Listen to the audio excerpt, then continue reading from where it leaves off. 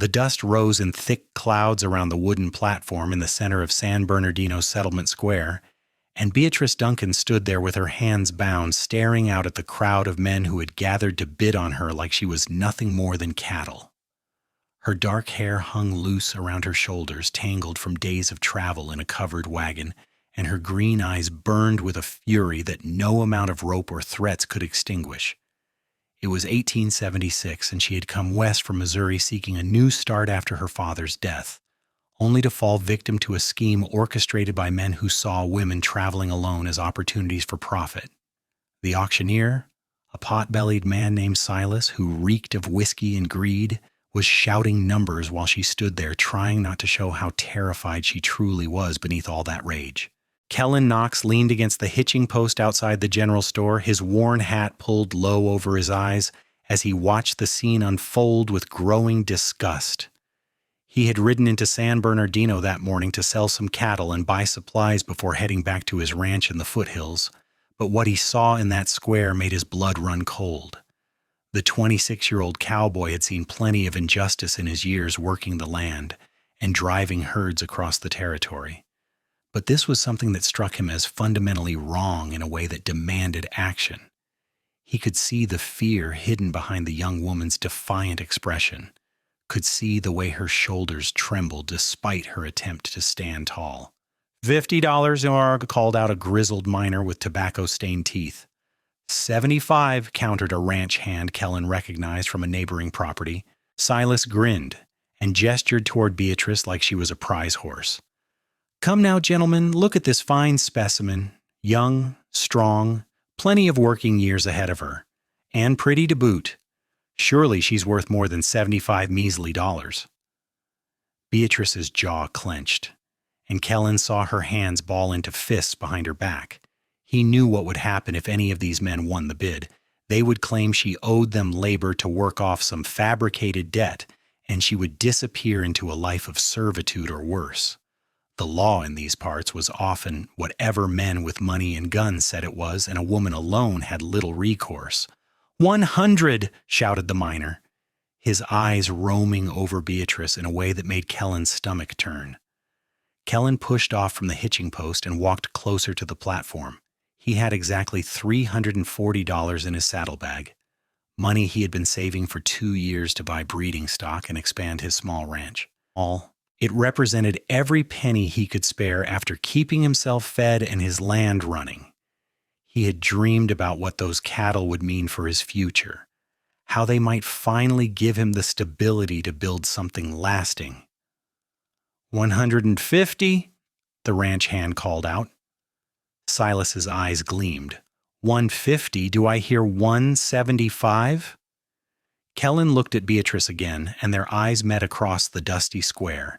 In that moment, he saw something that reminded him of a wild mustang he had once tried to break, a creature too spirited to be owned, too fierce to be truly tamed. But unlike that horse, this woman's spirit was being crushed by circumstances beyond her control. He thought of his own mother, who had died when he was young, and his sister who had married and moved to Oregon. He thought about what he would want someone to do if they were standing on that platform. $300, Kellan called out, his voice steady and clear. The crowd turned to look at him, and a murmur of surprise rippled through the gathered men. Silas's eyebrows shot up, and a calculating look crossed his face. Beatrice stared at Kellan with wide eyes, confusion and hope warring in her expression. 300? Silas repeated. Well, now that's more like it. Do I hear 325? The miner spat into the dirt and shook his head. The ranch hand looked at Kellan and must have seen something in his stance that made him back down. Silence fell over the square. 300 going once, Silas called. Going twice. He paused dramatically. Sold to the cowboy for $300. Kellan stepped forward and pulled the money from his saddlebag, counting it out with steady hands even though his heart was pounding. He handed the bills to Silas, who accepted them with a greedy smile. The auctioneer gestured to one of his men to cut Beatrice's bonds, and as soon as the rope fell away from her wrists, she rubbed the raw skin there and fixed Kellan with a wary stare. Come on, Kellan said quietly. Let's get out of here. She hesitated for a moment, clearly unsure whether she had just traded one captor for another. But then she looked around at the other men in the crowd, saw the disappointment and hunger in their eyes, and made her choice. She followed Kellan to where his horse stood waiting, a sturdy bay gelding named Rusty. "Can you ride?" Kellan asked. "Yes," Beatrice said, her voice hoarse from thirst and disuse. Kellan mounted up and extended his hand down to her. After another moment of hesitation, she took it and let him pull her up behind him. She settled onto the horse's back, her arms wrapping tentatively around his waist as he turned Rusty toward the edge of town. They rode in silence for several miles, leaving San Bernardino behind them and heading into the scrubland that stretched toward the foothills. The late afternoon sun beat down on them relentlessly, and Kellan could feel the tension in Beatrice's body as she held on to him. Finally, when he was sure they were far enough from town that no one would follow, he guided Rusty to a stop near a cluster of Joshua trees that offered some shade. Kellan dismounted and reached up to help Beatrice down. She slid from the horse's back without accepting his assistance, landing on her feet with a slight stumble. Her legs were probably stiff from the ride and whatever ordeal she had endured before the auction. "Water," Kellan said, pulling his canteen from the saddle and offering it to her. Beatrice took it with shaking hands and drank deeply, water spilling down her chin in her eagerness.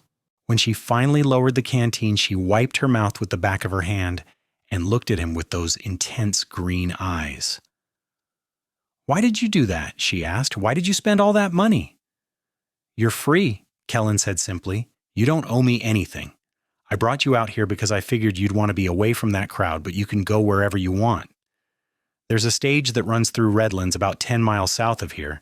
I can give you enough money to buy passage wherever you're headed." Beatrice stared at him like he had spoken a foreign language. "You're just going to let me go?" "You were never mine to keep," Kellan replied. "What those men were doing back there, it was wrong. I had the money to stop it, so I did." For a long moment, Beatrice said nothing. Then, to Kellan's alarm, tears began streaming down her face. She pressed her hands to her eyes as if she could push them back, but they came anyway, great heaving sobs that shook her entire frame. Kellan stood there awkwardly, unsure what to do, before finally stepping forward and placing a gentle hand on her shoulder. "You're safe now," he said softly. "I promise you're safe." It took several minutes for Beatrice to compose herself. When she finally looked up at him again, her eyes were red but clear. "I'm sorry," she said. I was so scared. When my father died and I decided to come west, I thought I could make a new life. I had some money saved, and there was talk of teaching positions in California, but the men running the wagon train, they took everything from me and several other women, said we owed them for passage even though we had already paid. They sold the others in different towns along the way. I thought I was going to end up... She couldn't finish the sentence. Kellan's jaw tightened. "Do you have anywhere to go? Any family out here?" Beatrice shook her head. "My father was all I had. My mother died when I was young, and I was an only child. I suppose I could try to find work somewhere, but without references or money." "How old are you?" Kellan asked. 23, Beatrice replied. "Old enough to have been expected to marry back in Missouri, but I wanted to do something more with my life than just become someone's wife. I wanted to teach, to help children learn. My father supported that dream, but after he passed from pneumonia last winter, there was nothing keeping me there." Kellan considered his options. He could give her money for the stage and send her on her way, but he knew how hard it was for a woman alone in this territory. She would be vulnerable, and there were plenty of other men like Silas who would take advantage. He could offer to take her to Redlands himself, but that didn't solve her larger problem of having no resources and no prospects. "I have a ranch," he said finally. "It's not much, just a small place in the foothills with some cattle and horses, but I could use help. The work is hard, and I can't pay much, but you'd have a place to stay and food to eat while you figure out your next step. If you wanted to teach, we could look into positions in some of the smaller settlements around here. I know a few families who are desperate for someone to educate their children." Beatrice looked at him searchingly. "You would do that, after already spending all your money to buy my freedom?" "That money freed you, but it didn't give you options," Kellan said. "This would give you time to build those options, and like I said, I genuinely could use help around the ranch. I'm not offering charity, I'm offering work." "What kind of help do you need?" Beatrice asked cautiously. "Cooking, mending, helping with the garden. During roundup and branding time, I need someone to manage the house so I can focus on the animals. In return, you get room and board and whatever wages I can spare. It's honest work. And I give you my word I'll treat you with respect." Beatrice bit her lip, weighing her options. Kellan could see her mind working, considering the alternatives. Finally, she nodded. "All right, I'll work for you, at least until I can save enough money and find a teaching position. But I want to be clear that this is a business arrangement." "Understood," Kellan said, extending his hand. "Kellan Knox." She shook his hand firmly. "Beatrice Duncan. And thank you, Mr. Knox. I don't know how I'll ever repay you for what you did today." "Just be good at your job, and we'll call it even," Kellan said with a slight smile. "Now we should get moving. It's another few hours to the ranch, and I'd like to get there before dark." They remounted Rusty, and this time, when Beatrice wrapped her arms around Kellan's waist, there was less fear in her grip. They rode through the scrubland as the sun began its descent toward the horizon, painting the sky in shades of orange and pink. Kellan pointed out landmarks as they went, explaining the geography of the area and telling her about his ranch. "I've had the place for 4 years, Horstsure," he explained. "Bought it with money I saved working cattle drives. It's just 80 acres, but it has good water and decent grazing. I've been building the herd slowly, trying to establish something that will last. Before today, I had about 40 head of cattle and a dozen horses. Nothing impressive, but it's mine." "What made you want to become a rancher?" Beatrice asked, her voice carrying over the sound of Rusty's hooves on the hard-packed earth. "My father was a rancher back in Texas," Kellan said, "but he lost everything after the war. Carpetbaggers and taxes took the land and he died a broken man. I came west to start over, to build something that couldn't be taken away so easily. I wanted to prove that a man with determination and honest work could make something of himself out here." "And have you?" Beatrice asked. "Proven it, I mean?" Kellan was quiet for a moment. "I was getting there," he said finally. "That money I spent today was supposed to buy breeding stock. I've been saving for 2 years, but I'll figure something else out. There's always another season, another year."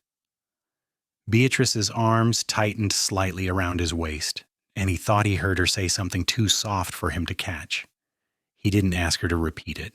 As twilight settled over the land, they crested a small rise and Kellan pointed ahead. "There it is." The ranch sat in a small valley where a creek ran year-round, fed by springs higher in the hills. The house was modest, a 2-room cabin built of logs with a stone chimney. There was a barn that had seen better days, a corral for the horses, and several fenced pastures where Kellan could see his cattle grazing in the fading light. It wasn't much compared to the grand ranches some men owned, but to Kellan it represented years of hard work and sacrifice. They rode down to the house, and Kellan helped Beatrice dismount before taking care of Rusty. He unsaddled the horse and turned him into the corral with fresh water and some hay, then grabbed his saddlebags and gestured for Beatrice to follow him to the house. Inside, the cabin was sparse but clean. The main room held a stone fireplace, a rough-hewn table with 2 chairs, and a small kitchen area with a cast-iron stove. A doorway led to the bedroom, which contained a simple bed frame and a trunk for clothes. "You'll take the bedroom," Kellan said, setting his saddlebags down. "I'll sleep out here by the fire." "I can't take your bed," Beatrice protested. "Yes, you can," Kellan said firmly. "It's settled. Now you must be hungry. Let me see what I can put together for supper." He rummaged through his supplies and came up with some beans, salt pork, and cornbread from a few days prior. It wasn't fancy, but it was food. As he worked at the stove, Beatrice wandered around the main room, taking in the details. She noticed a book on the mantel and picked it up. "Shakespeare," she said with surprise. "You read Shakespeare?"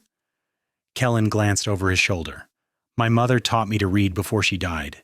She believed education was important, even for a boy who was going to work cattle. That was her favorite book." Beatrice opened the worn volume carefully, seeing the notes in the margins written in a feminine hand. "She must have loved it very much."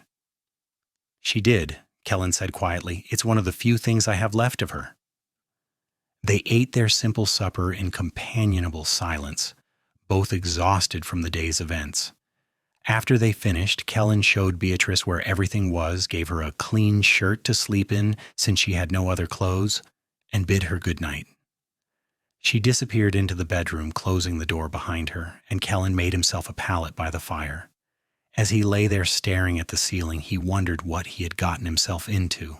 He had acted on impulse in that town square, driven by a sense of justice and compassion, but now he had a woman living in his house and no clear plan for how this arrangement would work. He told himself it was temporary, that Beatrice would find a teaching position and move on with her life. But as he drifted off to sleep, he couldn't help but think about the way she had felt sitting behind him on Rusty, or the fire he had seen in her eyes on that auction platform.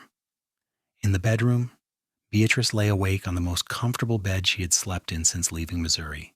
She thought about the cowboy who had spent his life savings to free her, who had asked nothing in return, who had offered her honest work and a safe place to stay.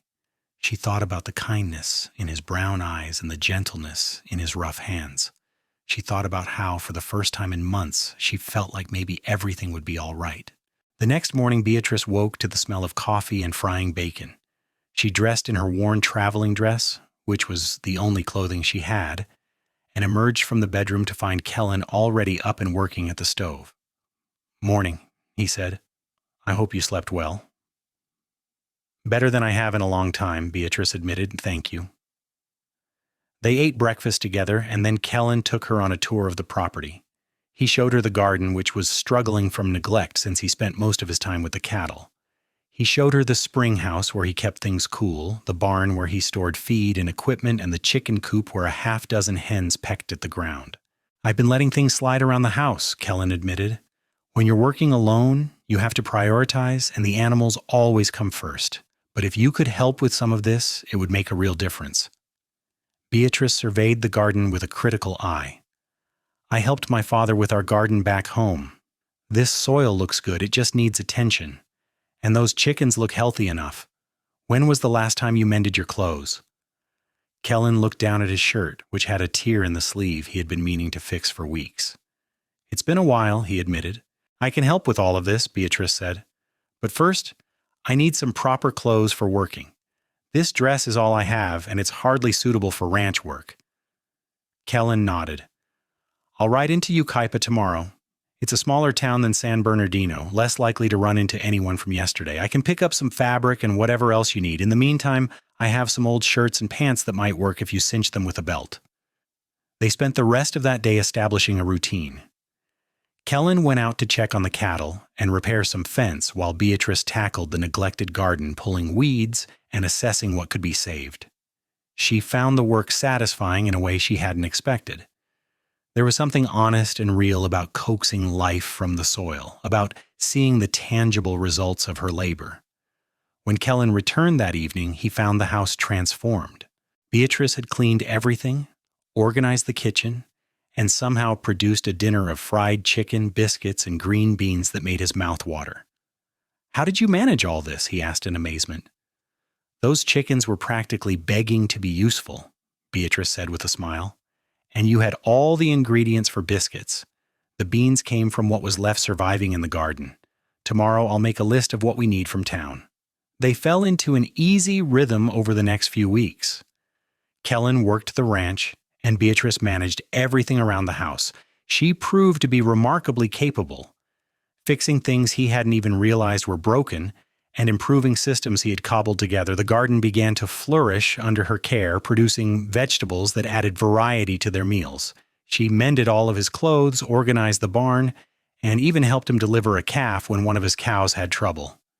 But it was the evenings that Kellan looked forward to most. After supper, they would sit outside and watch the sunset, talking about everything and nothing. Beatrice told him about growing up in Missouri, about her dreams of teaching and her love of books. Kellan shared stories about his cattle drives, about the vast landscapes he had seen, and the hard lessons he had learned.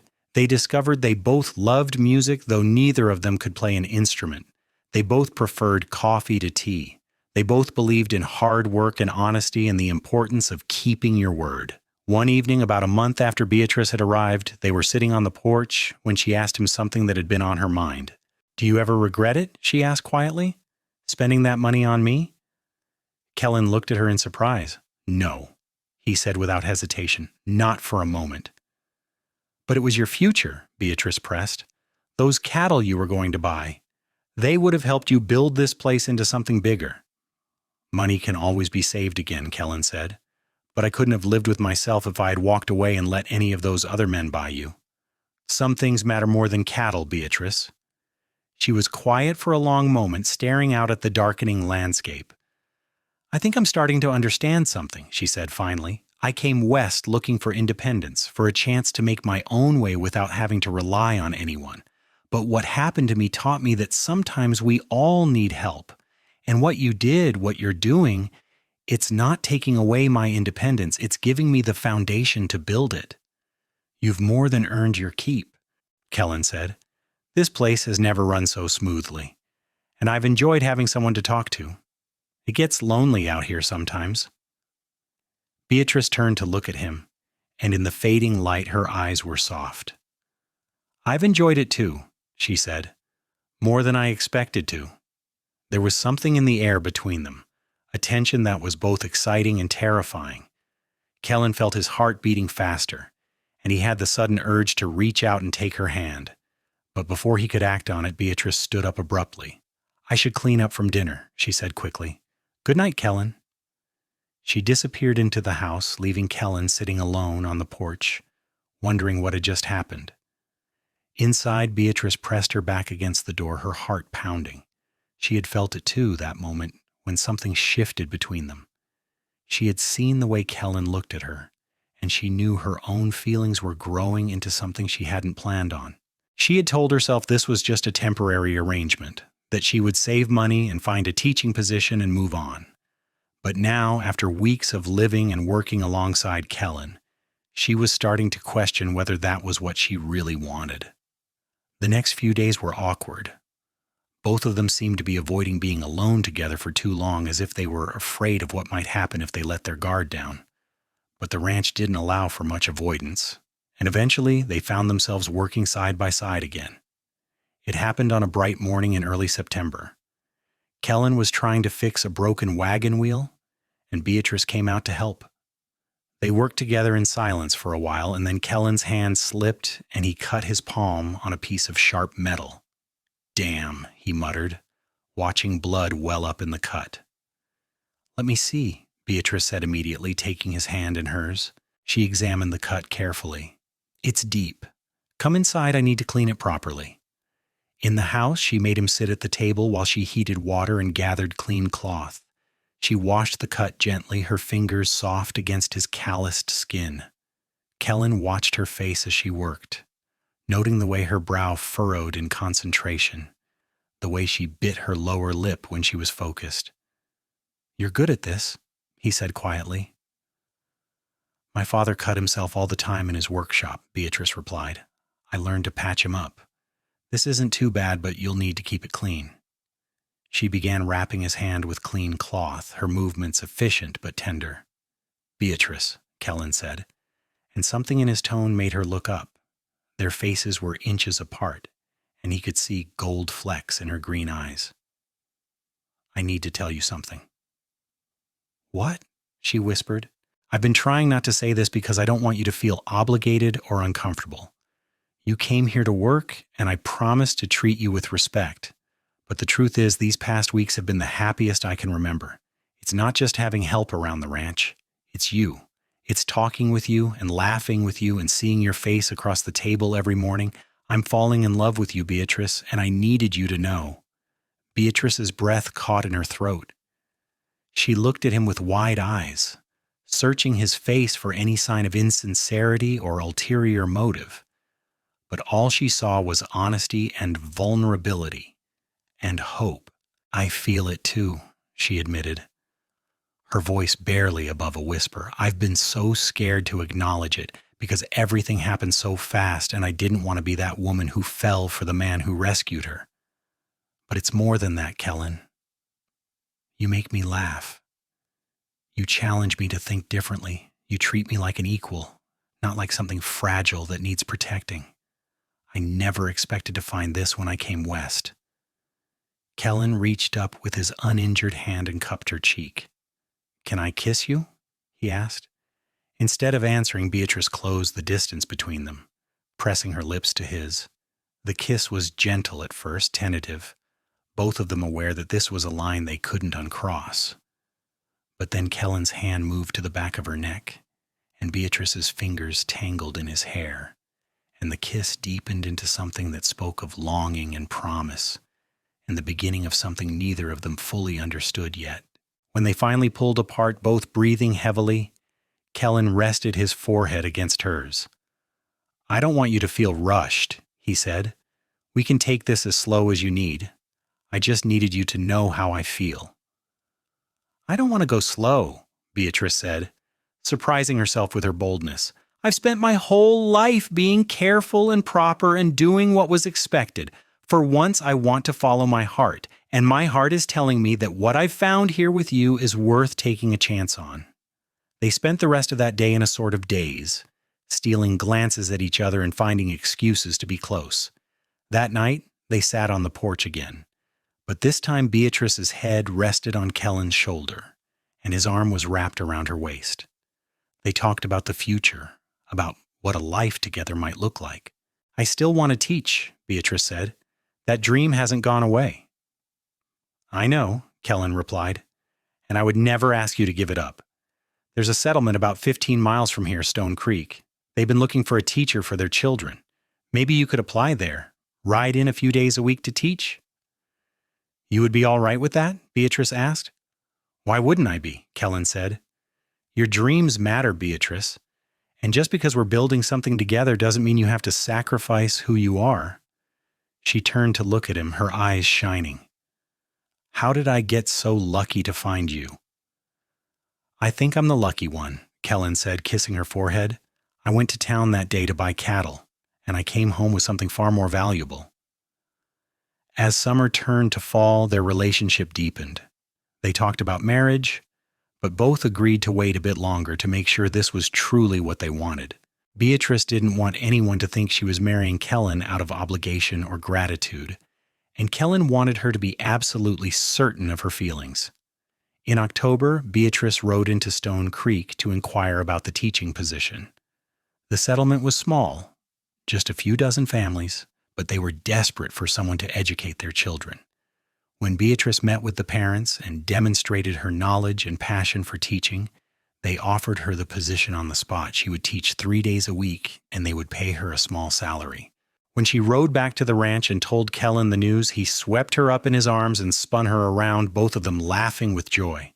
"I'm so proud of you," he said, setting her down and kissing her soundly. "You're going to be an amazing teacher." "I couldn't have done this without you," Beatrice said. "You gave me the stability and support I needed to get back on my feet. I'll never forget that." "We gave each other what we needed," Kellan corrected gently. "That's what love is, Beatrice. It's not one person rescuing another. It's two people choosing to build something together." In November, Kellan asked Beatrice to marry him properly. He had saved enough money to buy her a simple gold band, and he got down on one knee in front of the fireplace on a cold evening. "Beatrice Duncan," he said, his voice thick with emotion. "You have transformed my life in ways I never imagined possible. You've made this house a home. You've challenged me to be a better man, and you've shown me what it means to truly love someone. Will you marry me?" Beatrice didn't hesitate. "Yes," she said, tears streaming down her face. "Yes, Kellan Knox, I will marry you." They were married in Stone Creek in December of 1876, with the families from Beatrice's school attending the simple ceremony. Beatrice wore a dress she had sewn herself from fabric Kellan had bought her, and Kellan wore his best suit, which Beatrice had mended and pressed until it looked almost new. The ceremony was brief but heartfelt, and when the minister pronounced them husband and wife, Kellan kissed Beatrice with such tenderness that several of the women in attendance dabbed at their eyes. The first winter of their marriage was hard. The weather turned cold and wet, and several of Kellan's cattle died despite his best efforts to save them. Money was tight, and there were nights when they went to bed worried about how they would make it through. But they faced every challenge together, supporting each other through the difficult times. Beatrice continued teaching in Stone Creek, and her students thrived under her instruction. The parents were so pleased that they increased her salary and began talking about building a proper schoolhouse. Kellan worked the ranch with determination, slowly rebuilding his herd and making improvements to the property. In the spring of 1877, Beatrice discovered she was pregnant. She told Kellan one evening after supper, nervous about how he would react. They had talked about wanting children someday, but with money still tight, she worried the timing wasn't right. But Kellan's face lit up with pure joy. "A baby?" he said, pulling her into his arms. "We're going to have a baby?" "Are you happy?" Beatrice asked, relief flooding through her. "Happy doesn't begin to cover it," Kellan said, kissing her. "This is the best news you could have given me." Beatrice continued teaching through the early months of her pregnancy, but as summer approached and her belly grew, she decided to take a break from the school. The families in Stone Creek threw her a small party, and the children gave her cards they had made themselves. Beatrice cried happy tears as she thanked them and promised to return after the baby was born. The last months of Beatrice's pregnancy were difficult. The summer heat was oppressive, and she struggled with exhaustion and discomfort. But Kellan was attentive and caring, taking on extra work around the house and making sure she rested. He would sit with her in the evenings, his hand on her belly, talking to their unborn child and making plans for the future.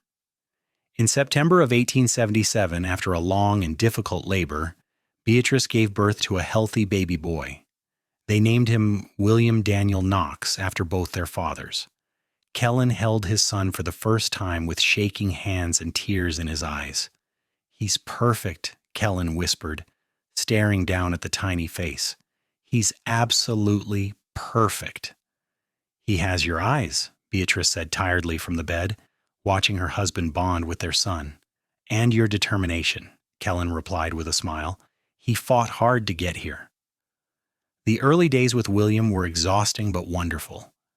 Kellan proved to be a devoted father, taking on night feedings when he could and changing diapers without complaint. Beatrice marveled at how this rough cowboy could be so gentle with their tiny son. As William grew, the ranch began to prosper. Kellan had a good year with his cattle, and he was finally able to buy some of the breeding stock he had originally planned for. The herd grew, and with it, their financial stability improved. Beatrice returned to teaching part-time, bringing William with her to school on the days she taught. The children adored the baby, and the parents appreciated her dedication. In 1879, Beatrice gave birth to their second child, a daughter they named Sarah Grace. She had Beatrice's green eyes and a head of dark curls. William, now 2 years old, was fascinated by his baby sister and insisted on helping with everything. The ranch continued to grow. Kellan hired a couple of hands to help with the cattle, which freed him up to spend more time with his family. They built an addition onto the house, adding 2 more bedrooms and a proper parlor.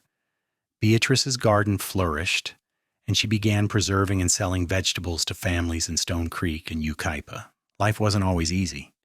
They faced droughts and harsh winters. They dealt with sick animals and crop failures, but through it all, they had each other. Kellan and Beatrice's love deepened with each passing year, growing from that initial spark of attraction into something solid and enduring. In 1881, the community of Stone Creek finally built their schoolhouse, and they asked Beatrice to be the full-time teacher. She agreed, working out an arrangement where she taught 4 days a week while Kellan and their oldest son, William, managed things at home. The school became known throughout the region for its excellent instruction, and families moved to the area specifically so their children could attend. Kellan's ranch became one of the most successful in the area. He was known for his fair dealing and the quality of his livestock. Men who had once mocked his small operation now came to him for advice. He never forgot where he started, though, and he was always willing to help a neighbor in need. In 1883, Beatrice gave birth to their third child, a son they named Thomas Henry. He was a quiet, thoughtful child who loved books as much as his mother did. Their house was full of noise and laughter and love. One evening in 1885, almost 9 years after that fateful day in San Bernardino, Kellan and Beatrice sat on their porch watching the sunset. Their children were playing in the yard, William now 8 years old and already showing signs of becoming a fine horseman, Sarah at 6 years old chasing butterflies, and Thomas at 2 years old toddling after his siblings. "Do you ever think about that day?" Beatrice asked quietly, leaning against Kellan's shoulder. "The day you bid everything you had to free me?" "Sometimes," Kellan admitted, "but not with regret. That was the best investment I ever made." Beatrice smiled. "I was so scared that day. I thought my life was over, that I would end up trapped in some nightmare with no escape. And then you stepped forward and changed everything." "You changed everything for me too," Kellan said, taking her hand and bringing it to his lips. "I was building this ranch thinking success meant land and cattle and money, but you showed me that real success is building a life with someone you love, creating a family, making a difference in your community. You made me a better man, Beatrice." "We made each other better," Beatrice said, echoing what Kellan had told her all those years ago. And that's what love does. They sat in comfortable silence, watching their children play as the sky turned shades of orange and pink. The ranch spread out around them, a testament to their hard work and determination. But more important than the land or the cattle or the house was what they had built together, a partnership based on mutual respect, trust, and a love that had grown stronger with each passing year. In 1887, Beatrice was approached by the Territorial Education Board about helping to establish teacher training programs throughout the region. Her reputation as an excellent educator had spread, and they wanted her expertise. She was hesitant at first, worried about taking time away from her family and her school in Stone Creek, but Kellan encouraged her to accept. "This is an opportunity to make a real difference," he told her. "You can help train the next generation of teachers. Our children are old enough now and I can manage things here. You should do this, Beatrice." So she accepted, traveling throughout Southern California several times a year to work with new teachers and help establish educational standards.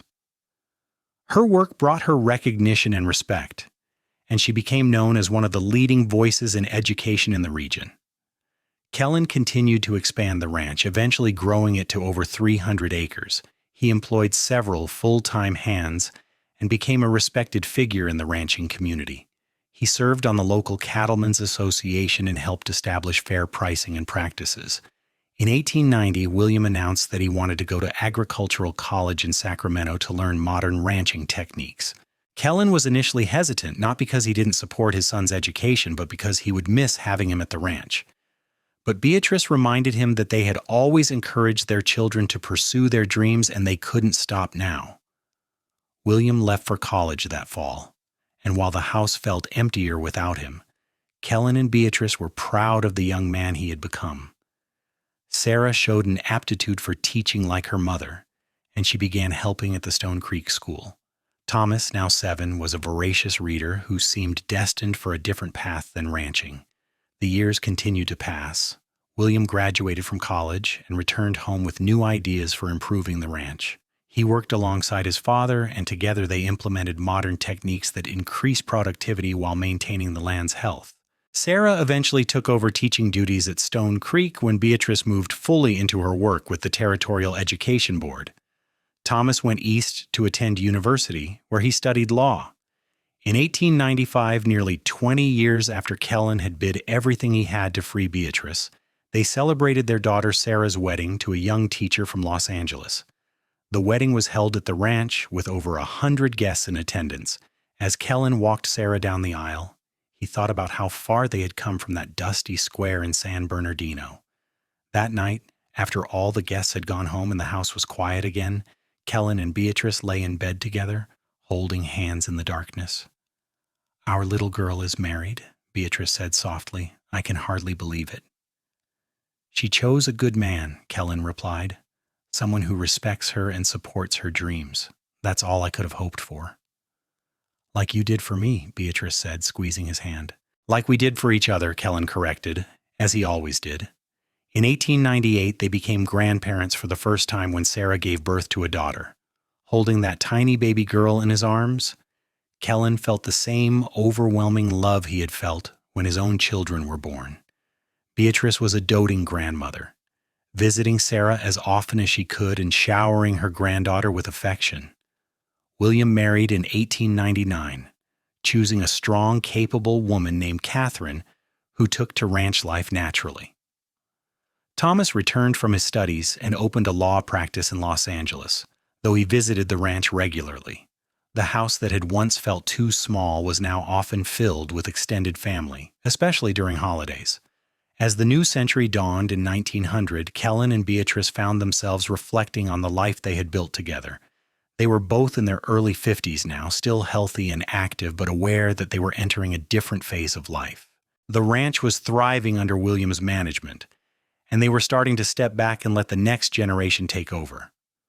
One spring morning, Beatrice suggested they take a ride out to the place where Kellan had first brought her after the auction, that spot under the Joshua trees where he had told her she was free.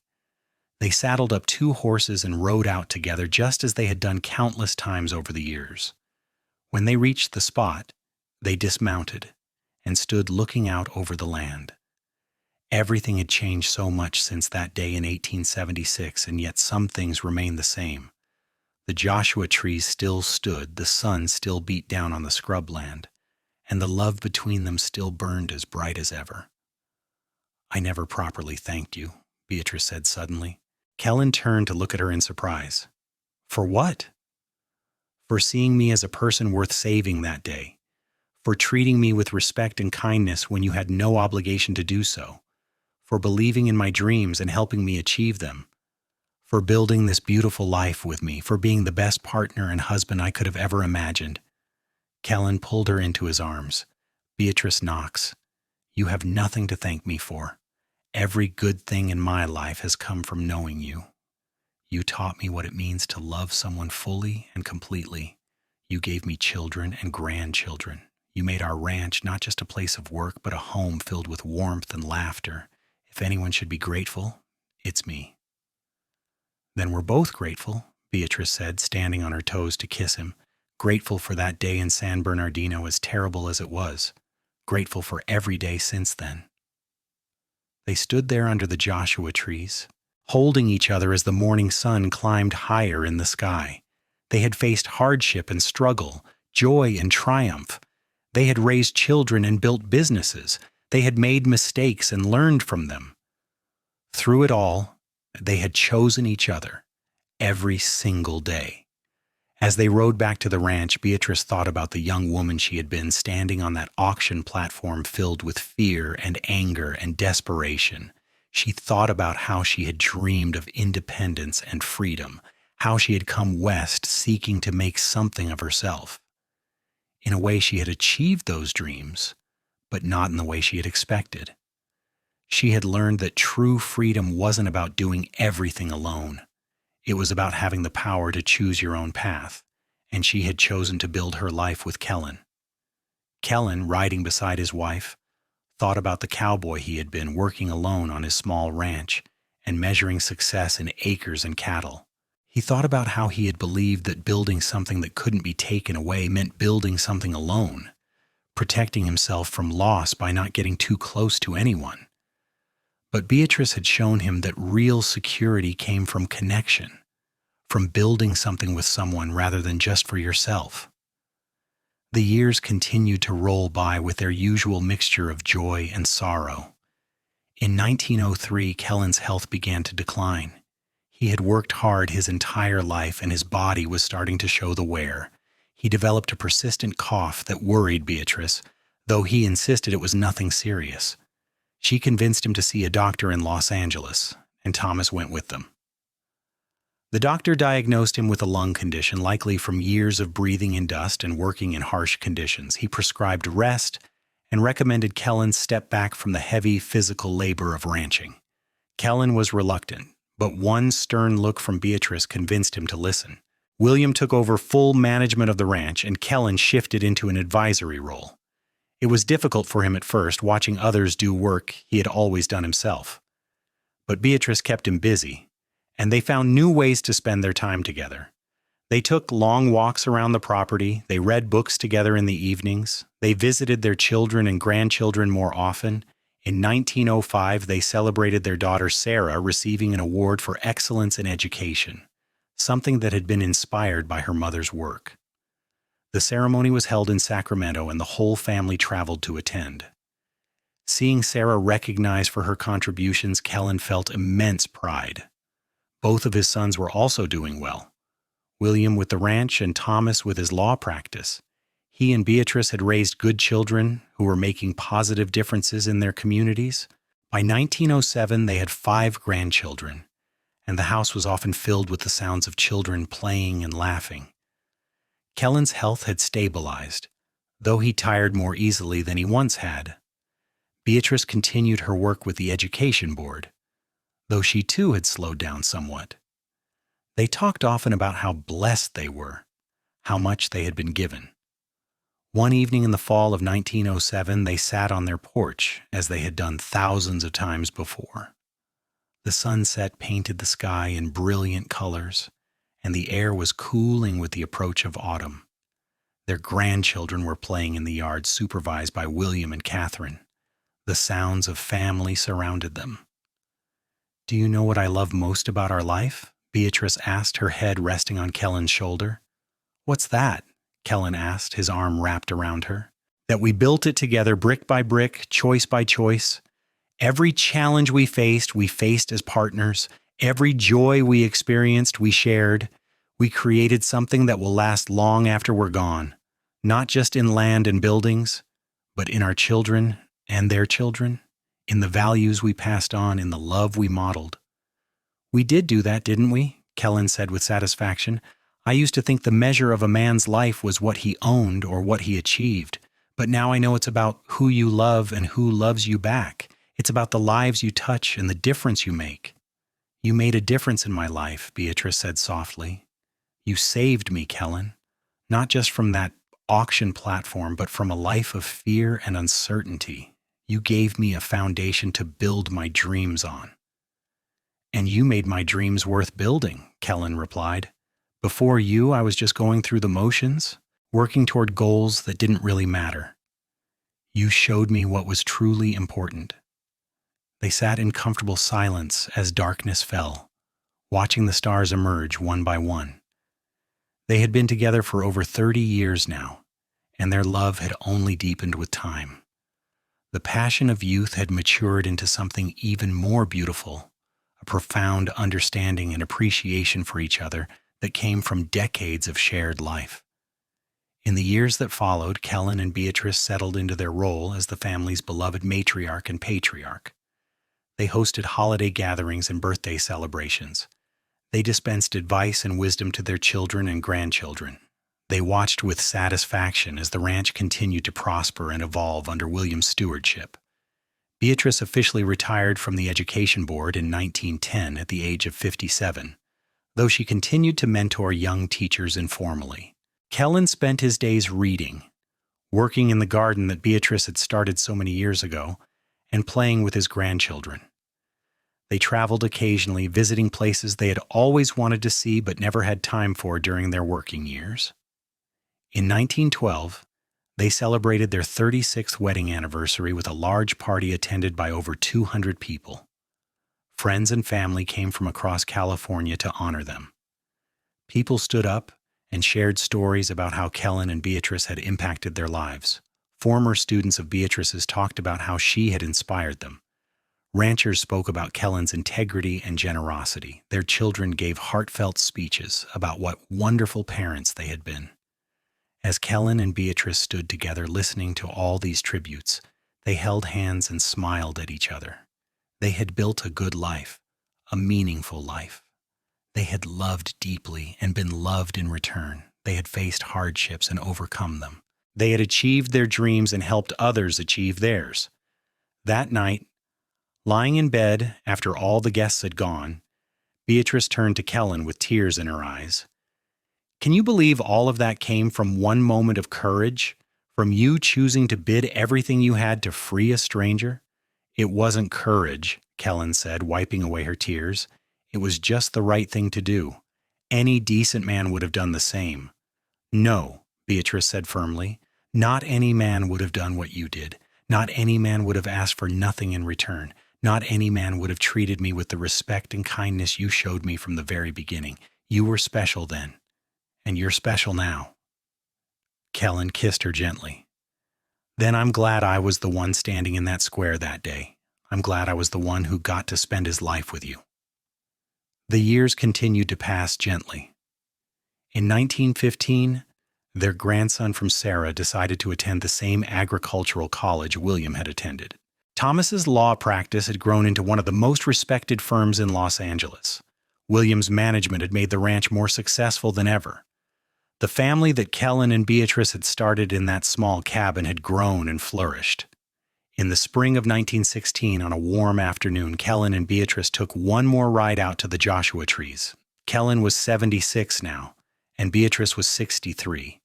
Their bodies had slowed, but their love remained strong. They rode slowly, taking their time, enjoying the familiar landscape. When they reached their special spot, they dismounted and sat beneath the trees as they had done 40 years earlier. The land had changed in some ways, but in others it remained timeless and constant. And I want you to know something, Kellan said, taking Beatrice's hand.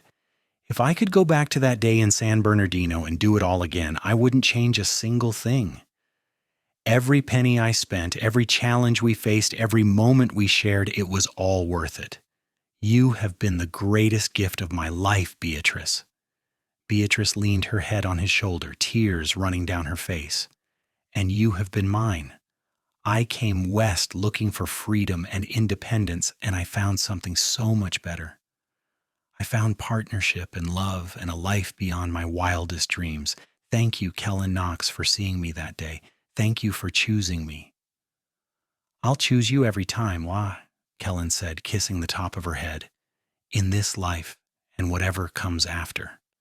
They sat there for hours, holding hands and watching the sun track across the sky. They talked about their favorite memories, laughed about the mistakes they had made, and marveled at how far they had come. They talked about their children and grandchildren, about the legacy they were leaving behind. As the sun began to set, painting the sky in those familiar colors they had watched together thousands of times, they mounted their horses and rode slowly back to the ranch. The house came into view, expanded and improved over the years, but still recognizably the same small cabin where they had started their life together. William and Catherine were there with their children. Sarah and her family had come to visit. Thomas had driven up from Los Angeles. The house was full of family, full of love, full of the life that Kellan and Beatrice had created together. That evening, 3 generations gathered around the dinner table. The grandchildren chattered excitedly about their days while the adults caught up on news. Kellan and Beatrice sat at opposite ends of the table, their eyes meeting frequently across the crowd, sharing smiles that held 40 years of shared life and love. After dinner, as the family gathered in the parlor, one of the grandchildren asked Kellan to tell the story of how he and Beatrice met. It was a story they had heard before, but they never tired of it. Kellan looked at Beatrice, and she nodded with a smile. So he told the story, starting with that dusty day in San Bernardino when he had seen a young woman standing on an auction platform with fire in her eyes. He told about bidding everything he had, about bringing her to the ranch, about falling in love. Beatrice filled in her perspective, talking about her fear and desperation, about Kellan's unexpected kindness, about choosing to build a life together. The children and grandchildren listened raptly, even though they knew the story by heart. It was a reminder of where they came from, of the courage and love that had started their family. The best investment I ever made, Kellan concluded, just as he always did, reaching across to take Beatrice's hand. The best choice I ever made, Beatrice added, squeezing his hand tight. As the evening wound down and family members began preparing for bed, Kellan and Beatrice stepped out onto the porch one last time. The stars were brilliant in the clear night sky, and the sounds of the ranch settling down for the night surrounded them. "It's been a good life," Kellan said quietly. "The best life," Beatrice agreed, "full of love and meaning and purpose. We were blessed, Kellan, blessed to find each other, blessed with our family, blessed with good health and prosperity." "Blessed beyond measure," Kellan said, pulling her close, "and grateful for every single day." They stood there together under the stars, two people who had found each other against all odds and built something beautiful. From that terrible moment in a settlement square had come a lifetime of love. From one man's choice to do the right thing had come a legacy that would endure for generations. The cowboy who had bid everything he had to free a stranger had gained far more than he could have ever imagined. The woman who had been auctioned off like property had found freedom, purpose, and a love that transformed her life. Together they had created something that would last far beyond their own years, a testament to the power of compassion, courage, and choosing to build a life together. As they finally went inside to join their family, Kellan paused at the door and looked back at the land spread out before them. The ranch that had started as 80 acres and a small cabin now stretched across hundreds of acres, home to their children and grandchildren. But more than the land or the buildings or the success they had achieved, what mattered was the love that filled every corner of this place. "No regrets?" Beatrice asked softly, following his gaze. "Not a single one," Kellan replied, taking her hand and leading her inside. "Not a single one." And as the door closed behind them, the sounds of family and laughter and love spilled out into the night, a fitting end to a story that had begun with one act of courage and grown into a lifetime of devotion. The cowboy and the woman from the auction platform had written their own ending, and it was exactly what it should be, full of love, family, and the deep satisfaction that comes from a life well lived together.